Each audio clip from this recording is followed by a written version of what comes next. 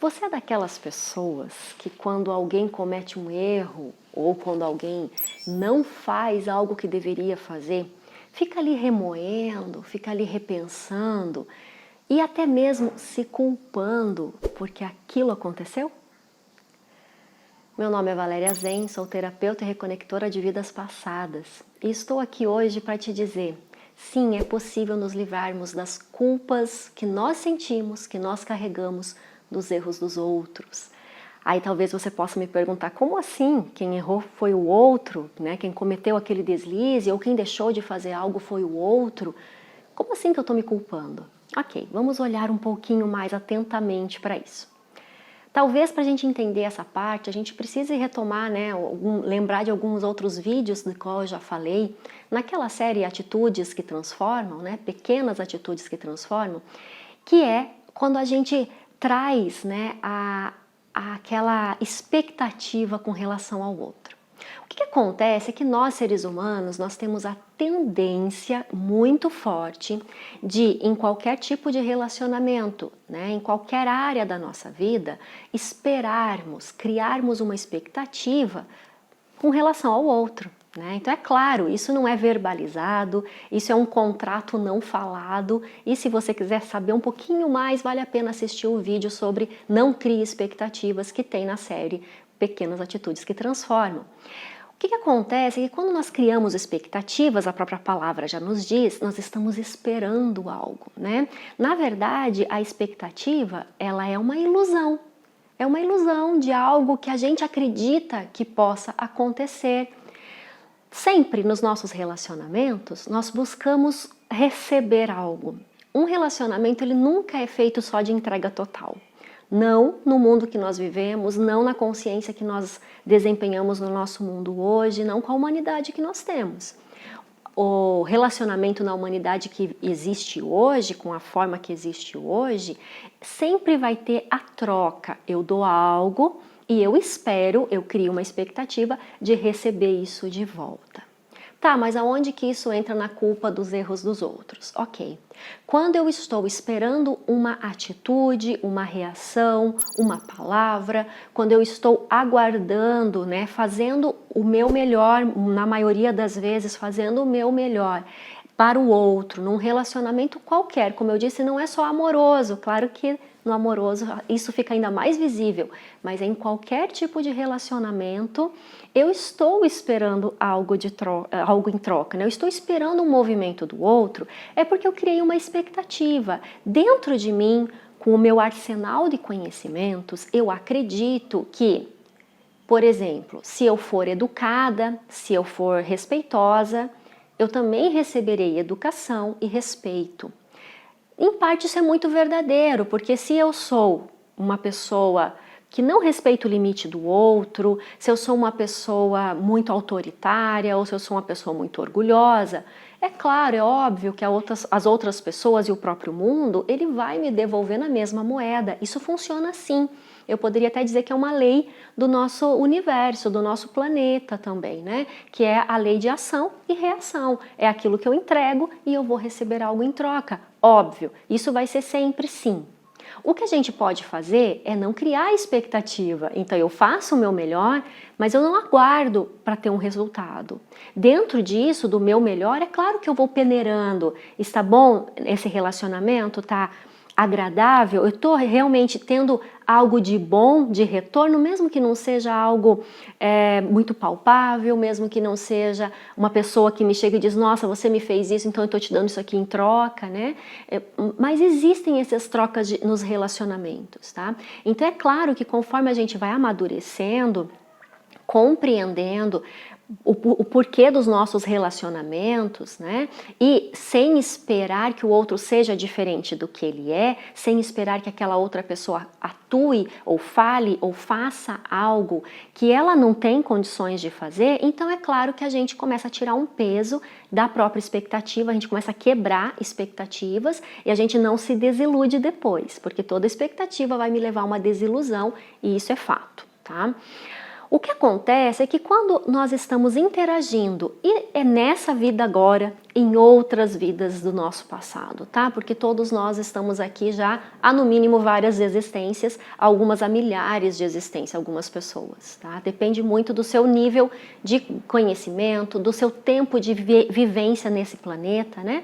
Mas o que acontece é que em todos os nossos relacionamentos, do momento atual, da minha vida atual, ou em relacionamentos passados, nós criamos expectativas, isso é fato, tá? Por quê? Porque ninguém me disse que não era para fazer isso, ninguém nos ensinou que não era para criar expectativas. Bom, talvez ninguém não, os grandes mestres já nos ensinaram há muito tempo e ensinam até hoje de que não é necessário criar expectativas. Expectativas são ilusões, são historinhas da nossa cabeça e que a gente acredita nela. A gente acredita tão cegamente naquilo que a gente não questiona e quando não acontece, a gente se machuca. Só que quando não acontece, a gente se machuca e ainda assim você já reparou que dentro de você, muitas e muitas vezes, vem um pensamento que diz assim, aonde foi que eu errei? Ou, será que eu deveria ter feito algo e eu não fiz? Ou ainda, será que eu desisti dessa pessoa antes do tempo? Será que eu devia ter, sido mais insistente naquilo? Então a gente tem pensamentos, tá? Esse é o ego, essa é a mente. A gente tem pensamentos que, além de ter a tristeza ou até mesmo a raiva, quando a gente sente uma frustração muito grande, né? A decepção muito grande, a gente sente emoções. Além dessas emoções, existe a culpa. E é isso que eu quero que você observe hoje. Claro que quando a gente, por exemplo, é traído, uma amizade traída, um relacionamento traído, traído dentro do nosso trabalho, né? A traição é algo que acontece às nossas costas e nós só vamos saber depois que já aconteceu, certo? Rompeu uma confiança. Então é claro que quando a gente tem esse rompimento de confiança, num exemplo, nós vamos ter emoções compatíveis com isso. Nós somos humanos, então nós vamos ter muitas vezes raiva, mágoa, tristeza, insegurança depois daquilo, eu me torno mais fechada, né? Eu posso ter várias reações a partir de uma única situação da minha vida. Mas eu também posso amadurecer muito com isso, ok. Junto com essas várias emoções negativas, eu quero que você observe aonde você se culpa pelo erro dos outros, por aquilo que não foi feito ou por aquilo que foi feito e que você estava de alguma forma envolvida. Observe os pensamentos que trazem a emoção, né, que trazem a emoção da culpa. Nós carregamos a culpa dos erros dos outros por muito tempo e isso cansa, isso pesa, isso dói o coração. Nós estamos em um momento agora na nossa humanidade que todos estamos passando por transformações. Muitos podem achar que não. Não é nada demais isso aí, já vem aí esses espiritualizados falando que nós estamos em transição planetária só porque tem um vírus correndo o mundo, só porque a parte financeira está indo por água abaixo, só porque a nossa política está toda virada do avesso, só porque muitas pessoas passam fome no mundo. Gente, isso é a transição planetária, isso é a mudança. Fato é, isso é comprovado, que você pode observar na sua vida quantos questionamentos estão surgindo. Quantas pessoas hoje estão olhando para aquilo que elas faziam até então e que elas estavam programadas para fazer por mais 30, 40, 50 anos como um trabalho e de repente elas estão se dando conta que elas não querem mais isso. A gente que trabalha com muitas pessoas, eu e meu marido, nós percebemos como as pessoas estão se questionando agora.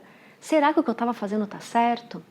E aí a gente começa a olhar para dentro e começa a perceber que nós ainda temos aquela tentativa de ajudar o outro, de salvar o outro, de dar uma palavra de agrado, de sustento, de apoio. Muitas pessoas têm essa tendência de dar os conselhos, né? De nós estarmos ali auxiliando a passar por uma tempestade que a pessoa está passando e nós estamos ali buscando auxiliar. Vou ajudar aquela pessoa que não está bem. Eu vou dar uma palavra aqui. Não, eu vou aceitar essa situação porque a pessoa está passando por algo que não é legal. E a gente vai sustentando isso na busca, né, na tendência de ajudar, tá? Olhe para você.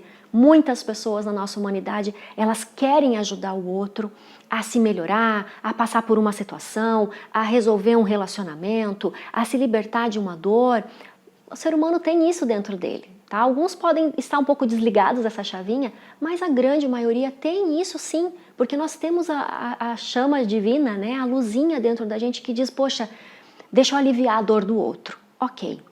Só que nessa vontade de aliviar a dor do outro, muitas e muitas e muitas e milhares de vezes, o outro faz dentro do potencial dele, dentro da capacidade dele, dentro do conhecimento dele e dentro da vontade mesmo, daquela decisão que vem da alma, né, do outro, que não é igual à minha.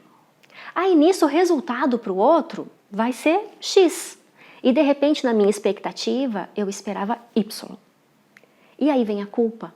E aí vem aqueles pensamentos que dizem, puxa, mas será que eu dei algum conselho errado? Puxa, mas será que eu devia ter falado? Será que eu devia ter, então, aquela hora que eu fiquei quieta, será que era a hora que eu devia ter puxado um pouquinho mais? Ou aquela hora que eu dei aquele toque, será que não foi isso que estragou? Então a gente começa a trazer pra gente a culpa, a responsabilidade do que aconteceu com o outro.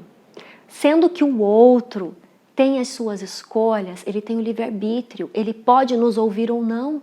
Ele pode pedir o conselho e não gostar do que você vai falar. E é a escolha dele e pode seguir por um caminho completamente diferente.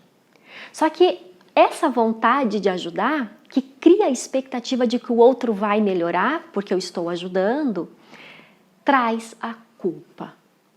E eu vou contar que eu comecei a perceber isso em mim há um tempo já, isso foi se fortalecendo, esse ano está maravilhoso para a gente se conhecer, é um ano excepcional para quem está querendo conhecer a si mesmo, para quem está querendo se libertar de várias amarras que nós temos dentro de nós. E para mim esse ano ficou ainda mais claro isso, quanta culpa eu carregava por auxiliar as pessoas me buscarem como terapeuta, pessoas me buscarem como amiga, pessoas me buscarem como filha, como irmã, como mãe, né, como companheira, e muitas vezes aquilo que eu dava, eu não via resultado. E eu comecei a perceber que eu me culpava, porque não existia o resultado que eu esperava. E aí, claro, num primeiro momento a gente diz, o fulano não escutou, esse ciclano não aprendeu ainda. Nossa, vem a crítica, né? Todos nós temos a facilidade de criticar o outro, né? Muito mais fácil olhar para o outro do que para mim. E aí, nessa crítica, se você percebe que você está nesse movimento de ajudar, não deu certo ou não funcionou como você queria, e aí vem a crítica e o julgamento, junto com ela vem a culpa. E a culpa, como ela é mais escondidinha, como a gente quase não vê, ela se mantém por mais tempo. Então a crítica e o julgamento eu percebo, né? E digo, nossa, falei, putz, não devia ter falado, o problema é dele, vou deixar. E a gente aprende a não criticar, é mais fácil aprender a não criticar, porque a gente percebe quando a gente fala, né? Se a gente está atento, a gente ouve o que a gente está falando, opa, parei. Ou a gente percebe, nossa, estou criticando em pensamento, não precisa.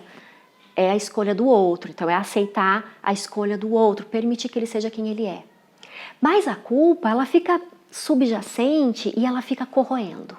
Ela fica nos corroendo por dentro. E aí vem aquela dor de olhar para o outro e dizer, puxa vida, mas podia estar melhor. Será que não está percebendo isso? Será que não está vendo aquilo mesmo? Será que eu tenho algo a mais para fazer?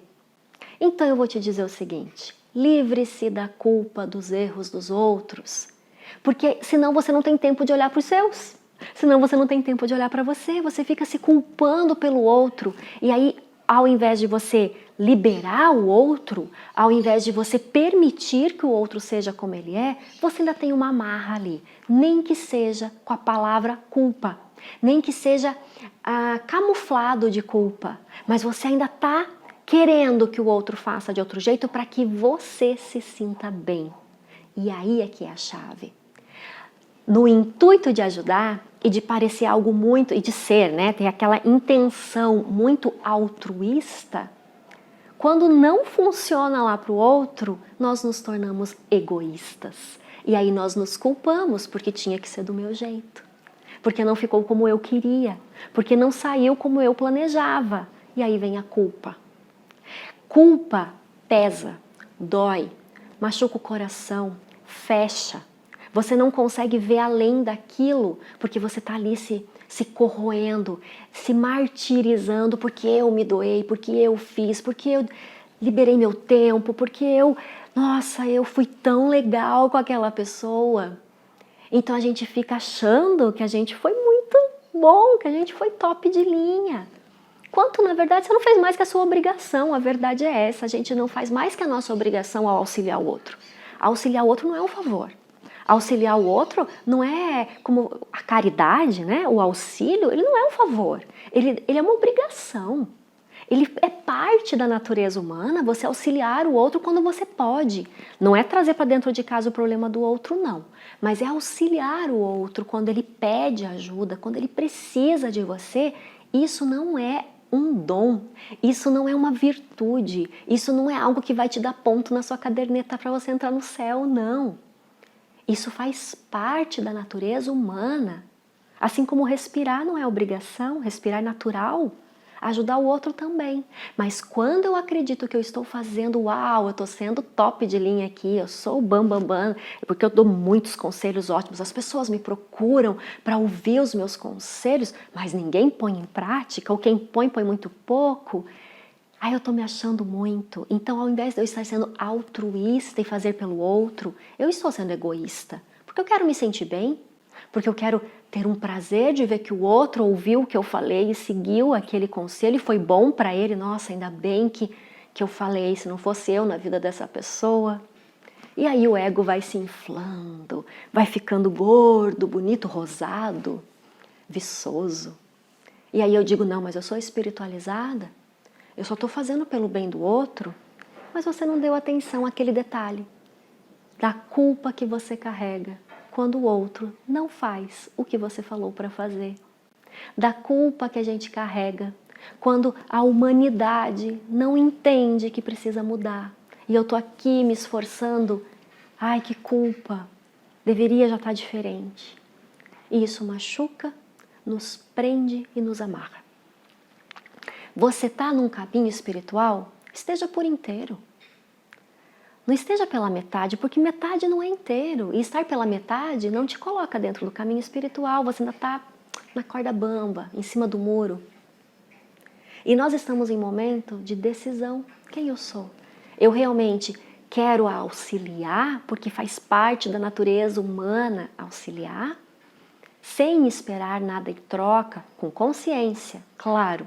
Porque algumas pessoas podem falar, então vou me doar por inteiro, vou aqui acabar com a minha saúde porque eu estou ajudando o outro. Isso não é consciência. Vou ficar num relacionamento que me faz mal porque eu estou auxiliando o outro a crescer, mas eu estou aqui sofrendo. Isso não é consciência. Tá? Nós temos que ter discernimento nisso. Mas você é espiritualizado? Você busca a espiritualidade na sua vida? Então seja por inteiro. Olha para você. E, primeiro passo, encontre em você as culpas que você traz para você mesmo, aonde você se culpa, porque a vida do outro, porque o mundo, porque a natureza, porque a política, porque a saúde, porque a parte financeira não está andando como deveria andar.